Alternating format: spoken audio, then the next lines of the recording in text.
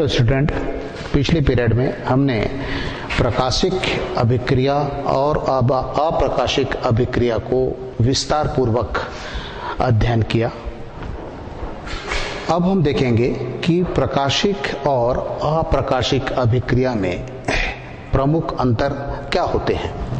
प्रकाशिक में पहला, इसमें सूर्य प्रकाश की आवश्यकता होती है।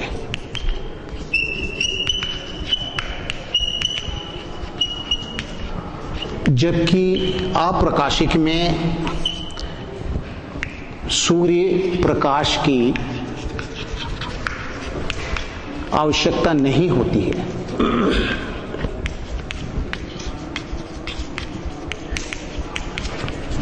प्रकाशिक अभिक्रिया में यह जो क्रिया है हरित लवक के ग्रेना भाग में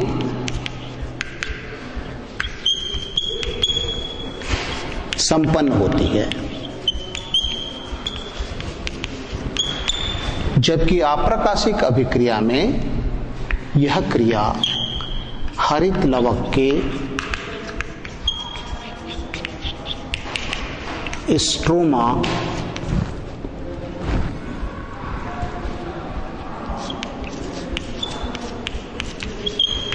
स्ट्रोमा भाग में संपन्न होती है। प्रकाशिक अभिक्रिया में सूर्य प्रकाश का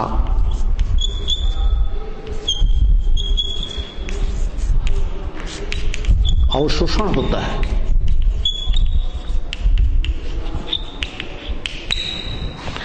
प्रकाशिक अभिक्रिया में सूर्य प्रकाश का अवशोषण होता है, जबकि अप्रकाशीय अभिक्रिया में कार्बन डाइऑक्साइड का स्थिरीकरण क्रिया होती है।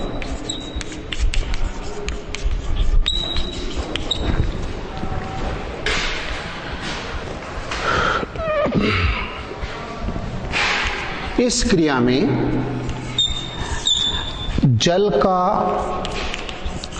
विघटन होकर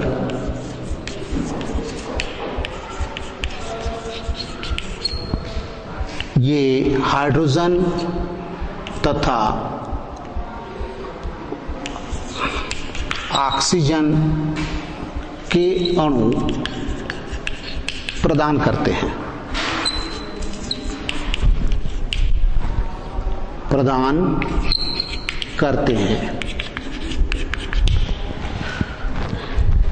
जबकि कार्बन डाइऑक्साइड का स्थिरीकरण क्रिया से कार्बोहाइड्रेट का निर्माण होता है। तो ये प्रमुख अंतर जो है प्रकाशिक अभिक्रिया तथा अप्रकाशिक अभिक्रिया में पाई जाती है। अब हम देखेंगे, आपको पहले पीरियड में हमने बताया था कि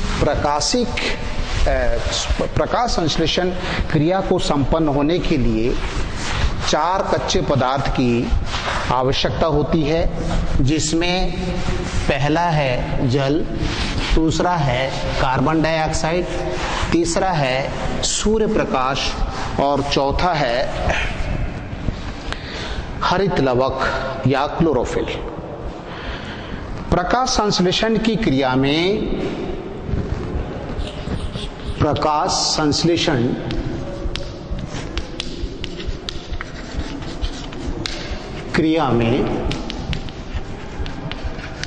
हरे पौधे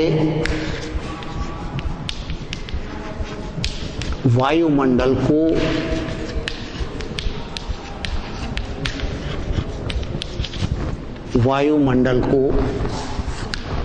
ऑक्सीजन गैस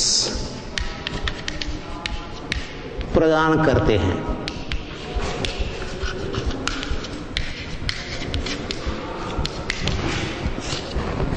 ये हम प्रयोग के आधार पर किस प्रकार से सिद्ध कर सकते हैं, इसके लिए कांच के ही बने हुए एक बीकर लेते हैं। इस बीकर में हम पानी डालते हैं और इस पानी में डूबी हुई जलीय पौधा को रख देते हैं। सवाल यह है कि जलीय पौधा जब हम तालाब से एकत्रित करते हैं तब हमें सावधानी ये रखना होता है कि जिस पात्र में जलीय पौधों को हम लेना चाहते हैं उस पात्र को पानी में, तालाब के पानी में डुबो देते हैं। डुबोने के पश्चात पानी के अंदर उस जलीय पौधों को तोड़ करके उस पात्र में रख लेते हैं। जब हम इसको प्रयोगशाला में प्रयोग करने के लिए लाते हैं तब इस पौधे की जो टहनी है इसको पानी के अंदर रखकर हम इसको ब्लेड से कटिंग करते हैं, काटते हैं। काटते समय हमें ये ध्यान रखना पड़ता है कि इसको हम इस प्रकार से तिरछा काट देते हैं। सीधा काटने से और तिरछा काटने से क्या अंतर होता है? देखिए, सीधा काटने से इस तने का जो क्षेत्रफल है वो कम होता है, तिरछा काटने से क्षेत्रफल की मात्रा इसमें बढ़ जाती है। तो ये पौधा विशेषकर हाइड्रिला इस जलीय पौधा का नाम है। इस पौधों को हम इस बीकर में लेते हैं और तालाब का पानी भी इसमें डाल देते हैं। अब इस जलीय पौधों को कांच के ही बने हुए केप या जिसे आप कहते हो चाड़ी, इससे ढक देते हैं। एक परखनली में, कांच की परखनली में पूरा पानी भर लेते हैं। पानी भरने के पश्चात परखनली के मुख पर अंगूठा रख करके इस सक्रिय नली के ऊपर परखनली को उलट देते हैं। उलट देने से परखनली के आधा हिस्से तक पानी केशिका नली के सिद्धांत से चढ़ जाता है। इस प्रकार ये पानी का दो तल हो गया, एक बीकर का पानी का तल और एक परखनली के अंदर का पानी का तल। अब इस पानी में हम एक रासायनिक पदार्थ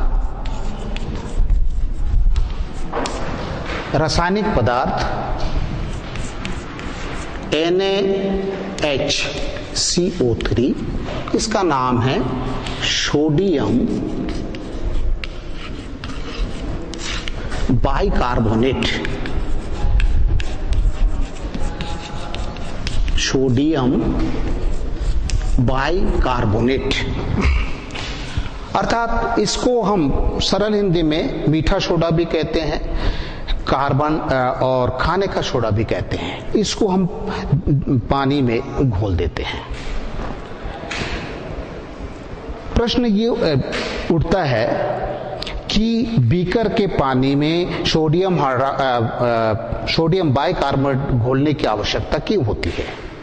वैसे तो जल में कार्बन डाइऑक्साइड घुले होते हैं, लेकिन सोडियम बाइकार्बोनेट इस पानी में मिलाने पर पानी में कार्बन डाइऑक्साइड की मात्रा बढ़ जाती है, जिससे प्रकाश संश्लेषण की क्रिया की दर में तेजी आने लगती है। अब इस उपकरण को हम धूप में रख देते हैं। कुछ एक आध घंटे के पश्चात हम ये देखते हैं कि इस परखनली से, यहाँ से हाइड्रिला के पौधे के टहनी से इस प्रकार वायु के बुलबुले ऊपर जाते हैं और ऊपर जाकर के ये फट जाते हैं, अर्थात इस बुलबुले के अंदर जो गैस होती है, ये गैस परखनली के अंतिम सिरे पर एकत्रित होते चले जाते हैं। इस प्रकार धीरे जैसे जैसे प्रकाश संश्लेषण क्रिया की दर बढ़ती चली जाती है, वायु की बुलबुलों की संख्या भी बढ़ती चली जाती है और धीरे धीरे हम ये देखते हैं कि परखनली के अंदर जो पानी का तल है वो धीरे धीरे नीचे आती चली जाती है और खाली स्थान में गैसीय पदार्थ का जमाव हो जाता है।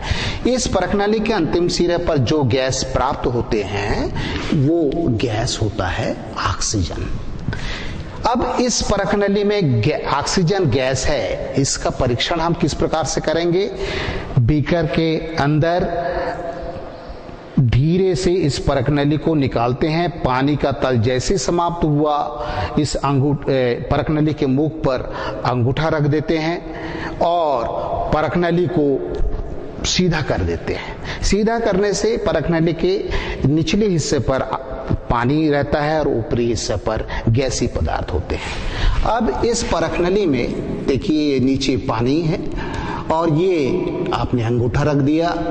अब जलती हुई माचिस की तीली जब हम इस परखनली के पास ले आते हैं और अंगूठा को थोड़ा सा सरका करके एक सुराग बना देते हैं तो परखनली से ये गैस निकलने लगती है। तो इस ज्वाला में पहले माचिस की तीली की ज्वाला की जो लंबाई थी, ऑक्सीजन गैस मिलने पर इसकी ज्वाला की लंबाई जस्ट दोगुनी हो जाती है। आपको मालूम है कि ऑक्सीजन गैस कोई भी पदार्थ को जलाने में सहायक होते हैं। इससे ये सिद्ध होता है कि हरे पौधे प्रकाश संश्लेषण की क्रिया में ऑक्सीजन गैस वायुमंडल को प्रदान करते रहते हैं। इसके पश्चात हम ये देखें कि दूसरा जो कच्चा पदार्थ होता है प्रकाश संश्लेषण की क्रिया में, वो है सूर्य प्रकाश। सूर्य प्रकाश की उपस्थिति में ही प्रकाश संश्लेषण की क्रिया संपन्न होती है। कृत्रिम प्रकाश में यह क्रिया संपन्न होना असंभव है, क्योंकि कृत्रिम प्रकाश में सूर्य प्रकाश की किरणों की भांति ना तो इसमें दृश्य प्रकाश होती है, ना इसमें अवरक्त किरणें होते हैं। तो अब हम देखेंगे प्रकाश संश्लेषण की क्रिया में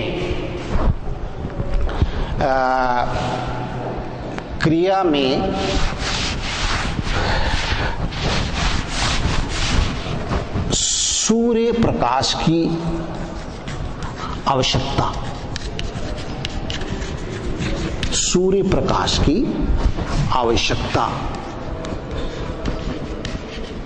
इसके लिए हम गमले के एक गमले में जिसमें पौधा लगा हुआ है,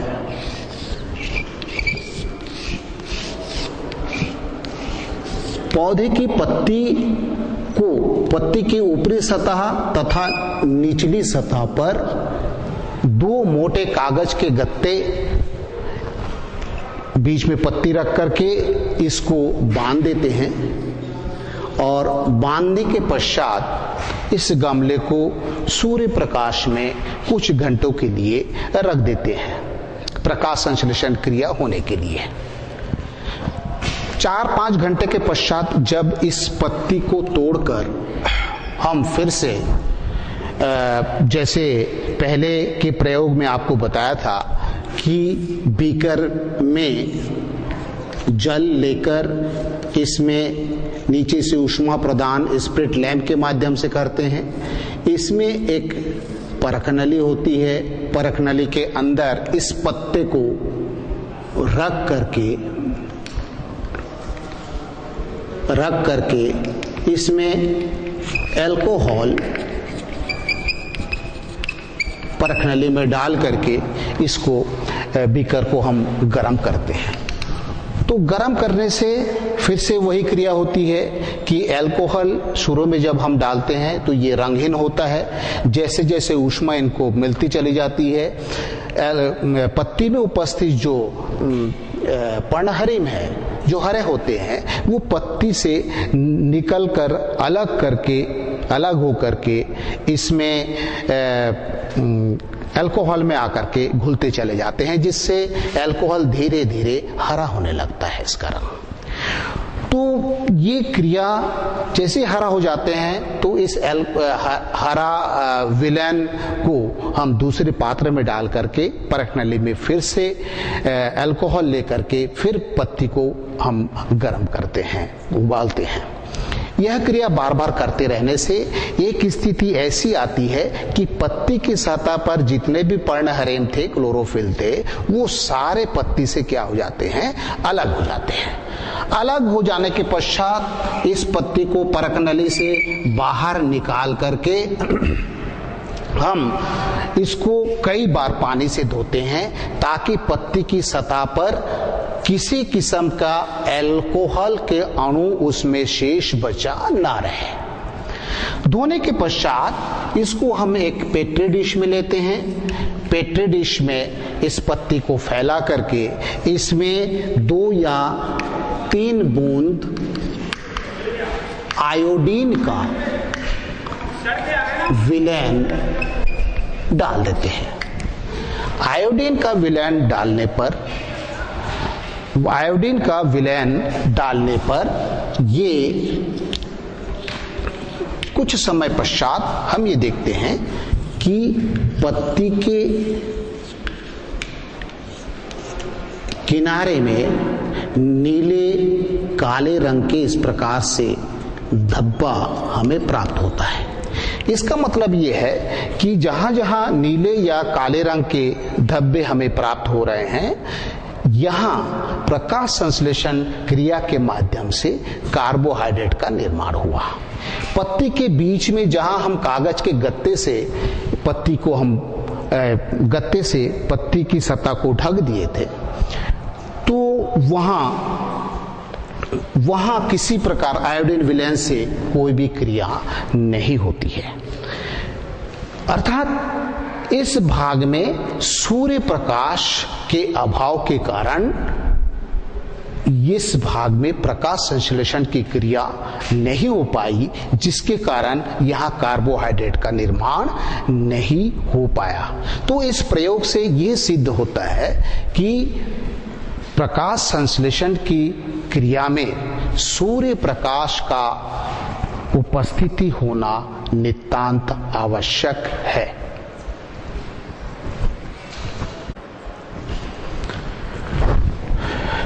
प्यारे बच्चों, अभी हम ये देखेंगे कि प्रकाश संश्लेषण क्रिया को प्रभावित करने वाले कुछ कारक होते हैं।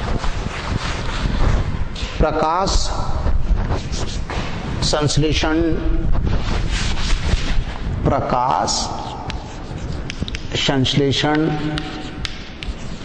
क्रिया को प्रभावित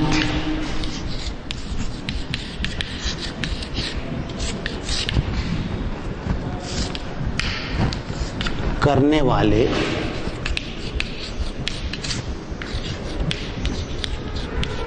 कारक, फैक्टर, ये कारक जो होते हैं मुख्य रूप से 2 प्रकार के होते हैं। पहला बाह्य कारक, दूसरा आंतरिक कारक।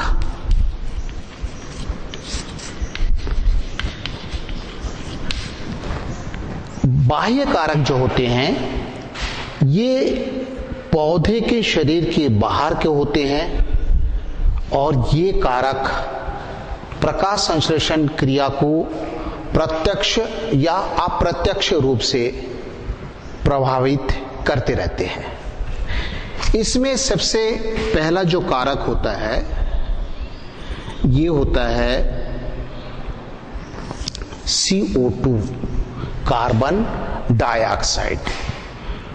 दूसरा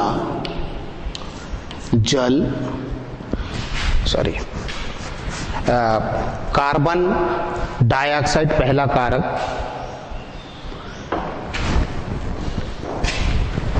पहला कारक हम लेते हैं सूर्य प्रकाश, दूसरा कारक कार्बन डाइऑक्साइड, तीसरा कारक जल, तीसरा कारक इसमें जल, और चौथा तापक्रम, पांचवा ऑक्सीजन। ये 5 कारक जो पौधे के शरीर के बाहर होते हैं प्रत्यक्ष या अप्रत्यक्ष रूप से प्रकाश संश्लेषण की क्रिया को प्रभावित करते हैं। आंतरिक कारक में पहला है हरित लवक, दूसरा पत्ती की संरचना,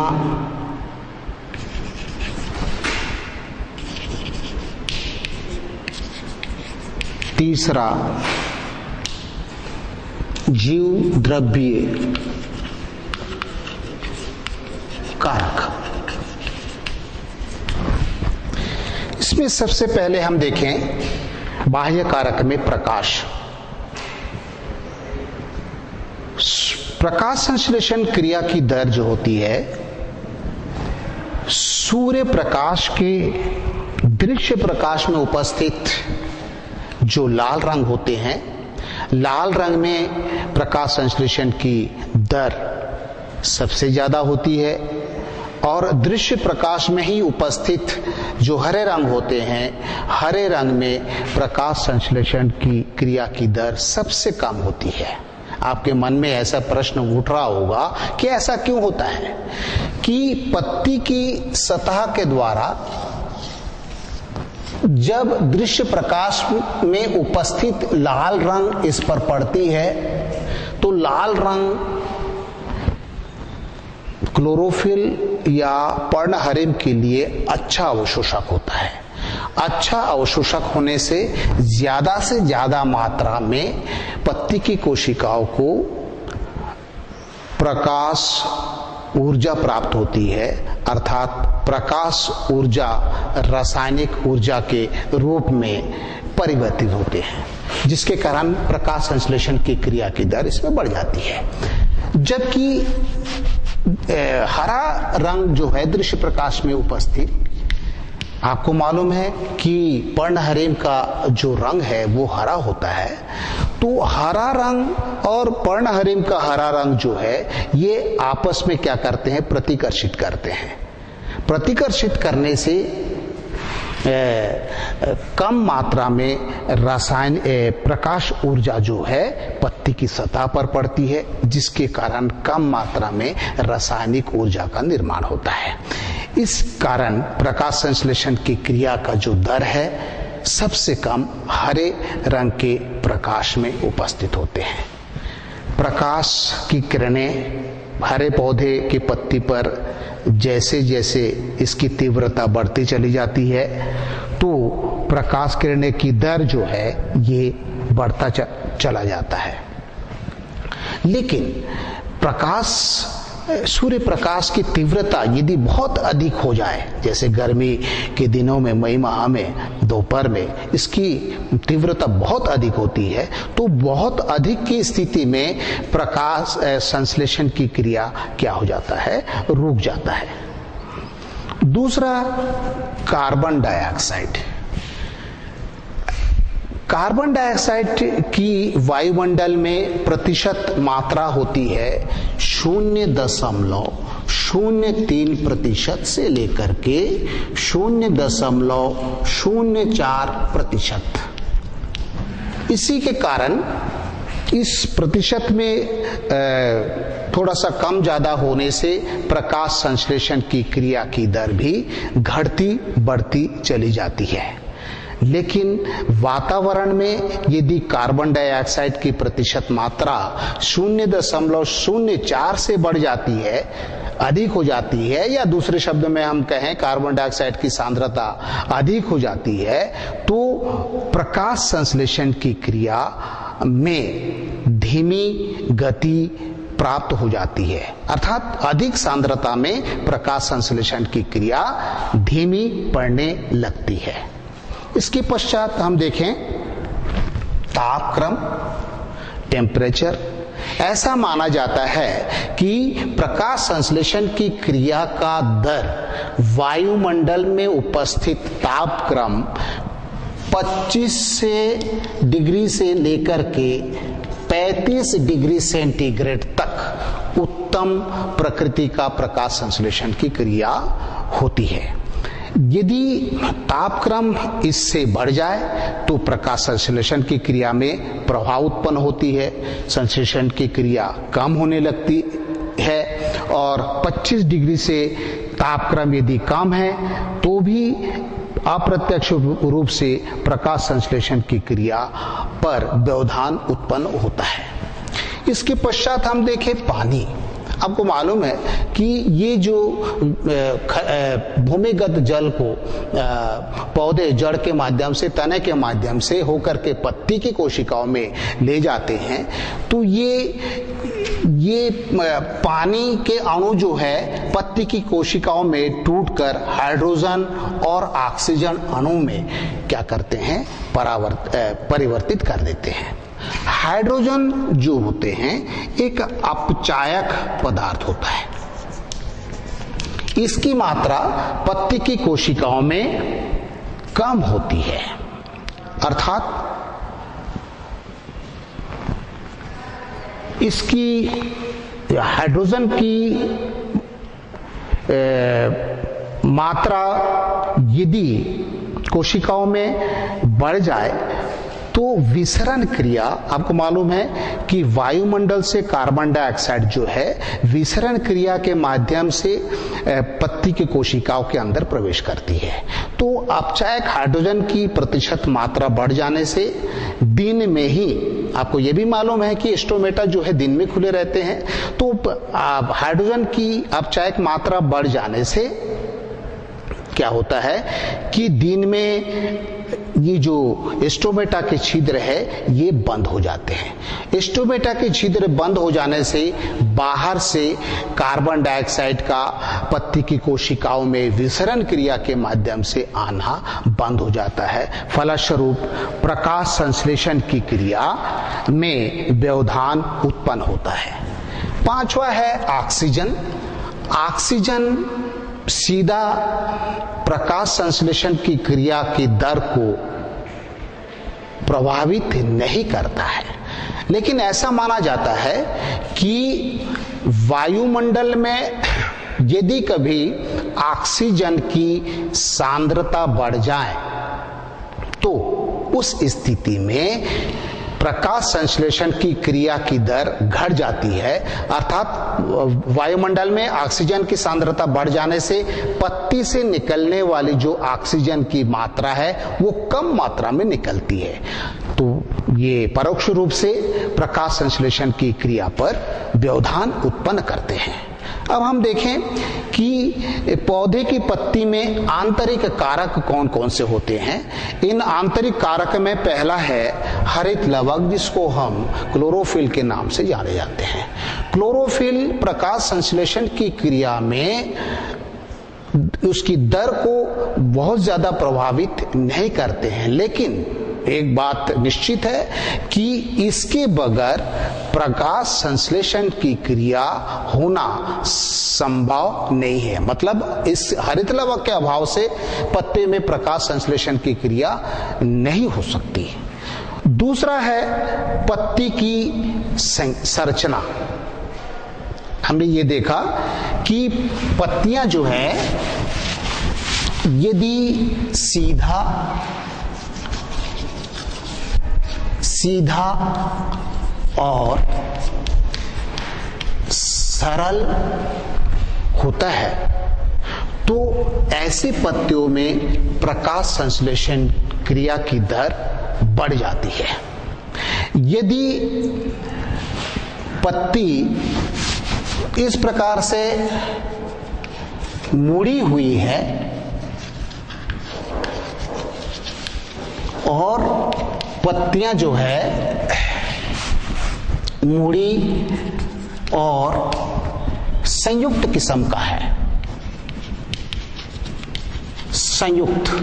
पत्ती दो प्रकार का होते हैं, सरल और संयुक्त। संयुक्त किस्म का है तो इसमें प्रकाश संश्लेषण की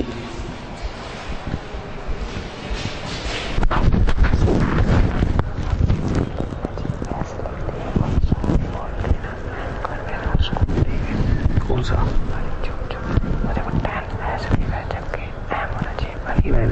ऐसा ना वाला ऐसे, ठीक है ठीक है, चलो करो।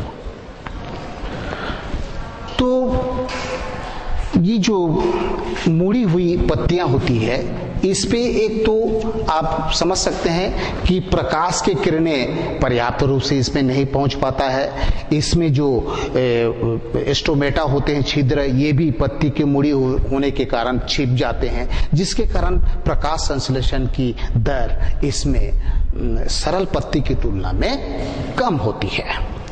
इसके पश्चात हम देखें जीव द्रव्य कारक। आपको पहले ही बता चुके हैं कि पत्तियों में इसकी आंतरिक रचना को यदि हम देखें तो इसमें इस प्रकार से पैरेन्काइमा होते हैं।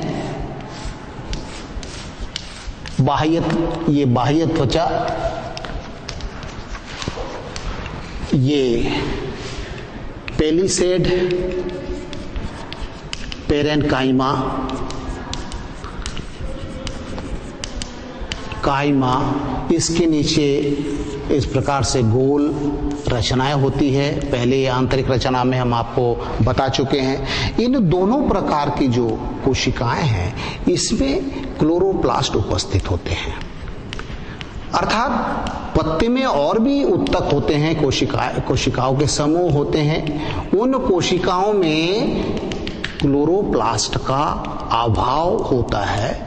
क्लोरोप्लास्ट के अभाव होने से उन कोशिकाओं में प्रकाश संश्लेषण की क्रिया नहीं होती है। आपको मालूम है कि इस क्लोरोप्लास्ट के अंदर कि प्रकाश संश्लेषण की क्रिया क्लोरोप्लास्ट के अंदर किस भाग में संपन्न होती है, ये भी आपको पता चल गया कि क्लोरोप्लास्ट के अंदर ग्रेना, जहां प्रकाशिक अभिक्रिया संपन्न होती है, और स्ट्रोमा, जहां अंधकार प्रकाशिक क्रियाएं संपन्न होती है। दो क्रियाएं मिलकर अंत में जटिल कार्बोहाइड्रेट का निर्माण होता है। इसके पश्चात हम ये देखें कि इस अध्याय को, इस पाठ को हमें क्यों पढ़ना चाहिए था। इस पाठ को पढ़ने से हमें क्या लाभ मिला या क्या लाभ मिल सकता है। पहला, इस पाठ को पढ़ने से वायुमंडल में कार्बन डाइऑक्साइड तथा वायुमंडल में ऑक्सीजन, आपको मालूम है प्रकाश संश्लेषण क्रिया में वायुमंडल से कार्बन डाइऑक्साइड पत्ती की कोशिकाओं में जाती है, बदले में ऑक्सीजन जो है वायुमंडल को प्रदान करती है। ऐसा माना जाता है कि वायुमंडल से जितने परिमाण में कार्बन डाइऑक्साइड हरे पौधे ग्रहण करते हैं प्रकाश संश्लेषण के लिए, उतने ही परिमाण में अब वायुमंडल को ये ऑक्सीजन गैस प्रदान करते हैं। इससे कार्बन डाइऑक्साइड और ऑक्सीजन का वातावरण में संतुलन बना रहता है। इसमें प्रमुख बिंदु यदि हम देखें कि प्रकाश संश्लेषण क्रिया दो चरणों में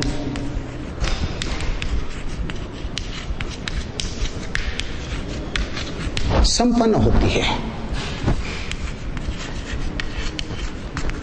पहला, प्रकाशिक अभिक्रिया,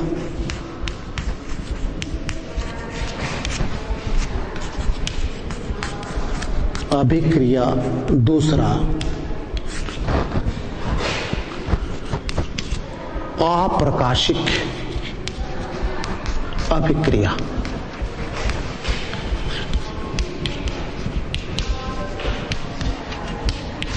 आपको ये भी पता हो गया है कि प्रकाशिक अभिक्रिया को हील अभिक्रिया कहा जाता है और अप्रकाशिक अभिक्रिया को केल्विन चक्र या C3 चक्र भी कहा जाता है।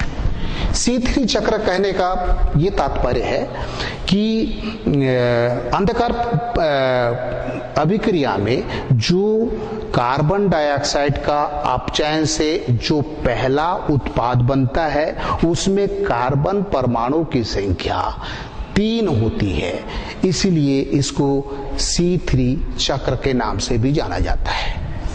तीसरा, प्रकाश ऊर्जा को ये रासायनिक ऊर्जा में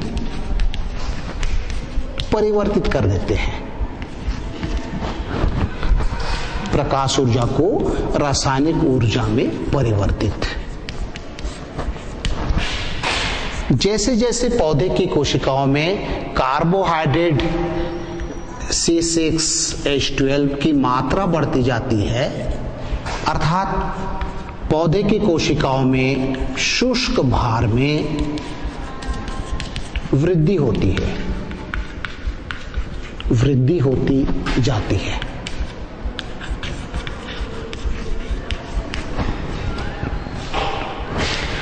तीव्र प्रकाश में प्रकाश संश्लेषण या संश्लेषण क्रिया रुक जाती है, जिसे सोलेराइजेशन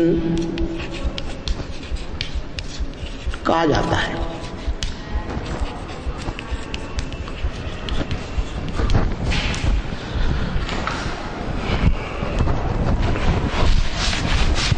और अंधकार अभिक्रिया में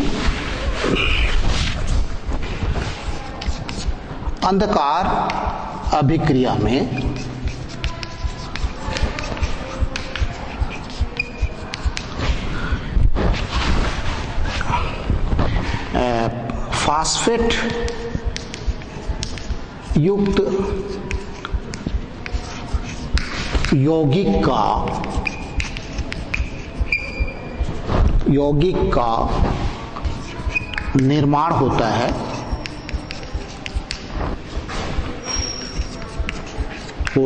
इसे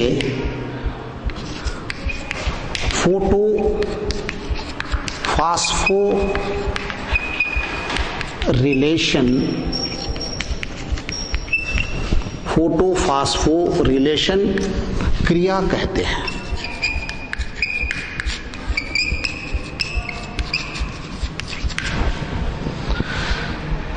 बच्चे, इस चैप्टर से हमें काफ़ी कुछ जानने को मिला, नई नई चीज़, नई नई तकनीक, कार्यविधि, क्रियाविधि। बस इसके साथ ये चैप्टर प्रकाश संश्लेषण का समाप्त होता है। धन्यवाद।